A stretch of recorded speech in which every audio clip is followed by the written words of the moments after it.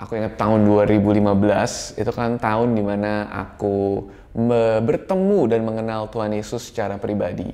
Dan di saat itu adalah saat dimana aku jatuh cinta dengan sosok yang namanya Kristus ini. Dari kecil sih sebenarnya aku udah ke gereja, aku udah biasa tuh ikut orang tua. Tapi aku ikut orang tua itu mungkin sebagai kebiasaan aja ya, ritual agamawi. Tapi aku nggak kenal Tuhan secara pribadi. Singkat cerita, aku akhirnya kenal Tuhan Yesus secara pribadi lewat sebuah komunitas. Dan di tahun 2015 itu aku juga punya kesempatan untuk sekolah Alkitab gitu. Dan sekolah Alkitab sampai 2018, 2019 aku balik melayani Tuhan. Pada saat itu aku mulai ada sebuah dorongan dan diberikan sebuah visi, mungkin kita bisa bilang, dari Tuhan untuk memulai gereja digital pertama di Indonesia. Itu bertepatan banget sama pandemi.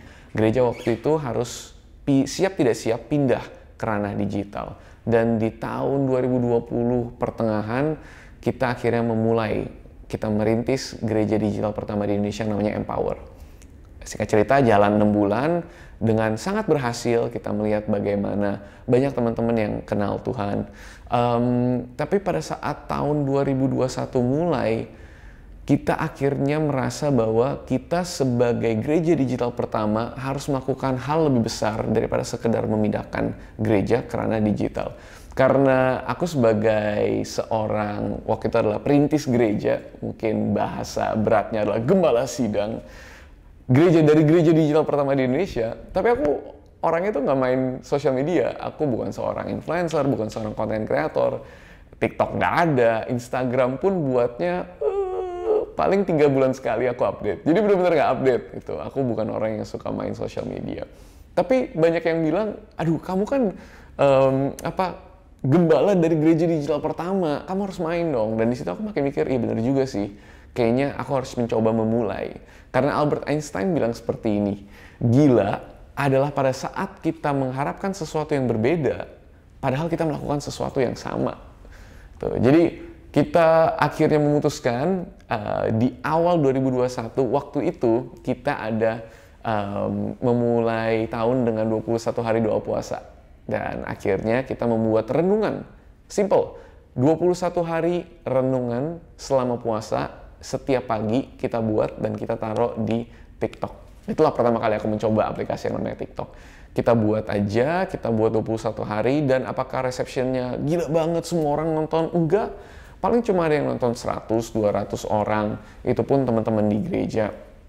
Tapi aku ingat banget pada saat itu aku lagi ngeliat sebuah konten-konten rohani, Kristiani dari konten-konten kreator di Amerika, bule-bule ini. Dan mereka kayak menarik banget. Ada yang konten doa, ada yang konten lari-lari terus bilang tunggu.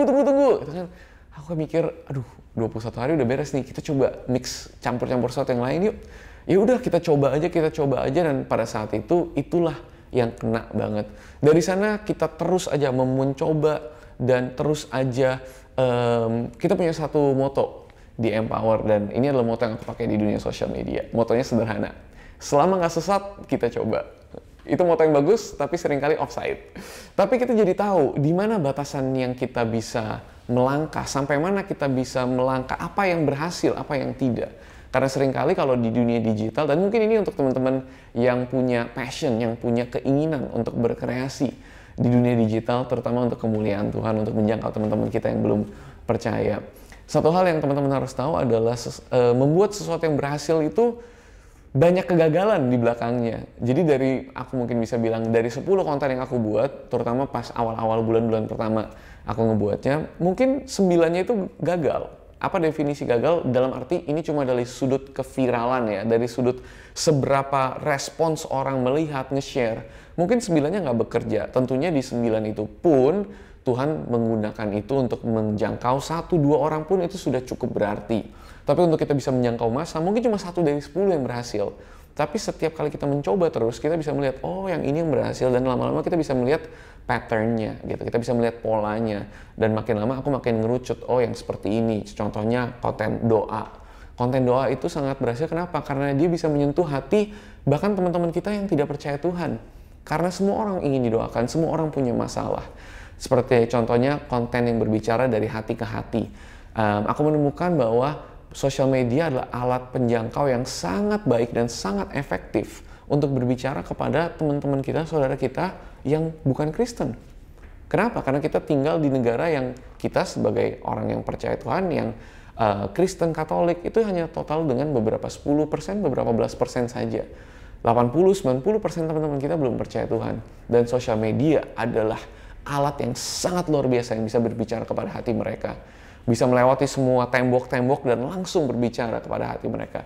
Itulah kenapa aku bersyukur banget Tuhan udah mengizinkan dan memakai konten aku dan sosial media yang Tuhan lakukan lewat apa yang aku coba di Instagram dan di TikTok. Kebanyakan followers aku itu adalah non-Kristen. Banyak teman-teman yang Muslim yang mereka bilang mereka sangat diberkati. And I'm so happy, aku sangat senang. Karena, dan ini pesan buat teman-teman yang mungkin ingin memulai, aku berharap cerita backstory dikit ini bisa menguatkan kalian bahwa ada masih banyak banget peluang untuk Tuhan melakukan sesuatu. Hari ini Tuhan mencari orang-orangnya, prajurit-prajuritnya yang kreatif, yang mau dipakai, yang mau menanggung malu. Apa sih mentok-mentok yang salah dari sosial media? Well, kalau aku sih bisa dihujat ya, sering dihujat. Tapi kalian nggak perlu sampai harus dihujat dan dibilang pendeta sesat atau orang sesat. Enggak. Tapi paling-paling yang kita takutkan adalah kita malu. Aku ingat banget pas pertama kali bikin konten yang lari. Tunggu. Guys, malunya, ya ampun, itu malu banget pas aku lihat rekamannya. Dan banyak konten aku yang aku ngeliat cringe banget. Aduh, malu banget, kayak udah gak pengen bikin lagi. Tapi kalau aku lihat komennya, gila, yang aku kira ini memalukan sekali, ternyata bisa memberkati orang. Itu yang bikin aku terus maju. Kalau nggak, buat apa sih? Aku nggak dapat duit dari konten aku nggak endorse dari konten aku nggak dijual, simply untuk memberkati orang. Dan kalau ada teman-teman yang merasa pingin mencoba, jangan kira, oh, Pastor Brian, Pastor ini, Pastor Revi Halim, Pastor Christopher Tapiero, Pastor Raguel Lewi, oh mereka udah melakukan semua di sosial media, udah selesai, nggak ada lagi yang perlu dikerjain. Kagak, kita baru menyentuh sedikit banget dari apa yang Tuhan bisa lakukan di sosial media. Dan Tuhan mau membawa lebih banyak konten kreator, lebih banyak prajurit warrior-nya yang bisa berkreasi tanpa takut malu untuk mencoba hal-hal baru. So kalau itu kalian, aku cuma pengen menguatkan kalian, cobalah. Kalian nggak akan tahu seberapa jauh Tuhan pakai kalian. Hari ini aku nggak nyangka aku bakal bisa dipakai segininya. Aku ingat banget, pas aku mulai tahun 2021, aku bikin goal. Goalnya apa? Goalnya adalah selama 1 tahun, seluruh 2021, followers TikTok aku berapa? Aku tulis di buku aku. Targetnya 10.000 followers di TikTok. Udah, itu doang. Dan aku ingat banget di 21 hari pertama, itu Tuhan bawa sampai 100.000. Dan hari ini udah 1 juta, 1,1. Itu kalau bukan Tuhan siapa lagi? Brian Syawarta yang nggak ngerti cara bikin konten, yang nggak pernah main sosial media, ini nggak bisa apa-apa. Itu semua cuma Tuhan, dan Tuhan yang sama ada di kamu, dan Tuhan yang sama mau memakai kamu kalau aja kamu berani untuk melangkah hari ini. Mulai ya, Tuhan berkati.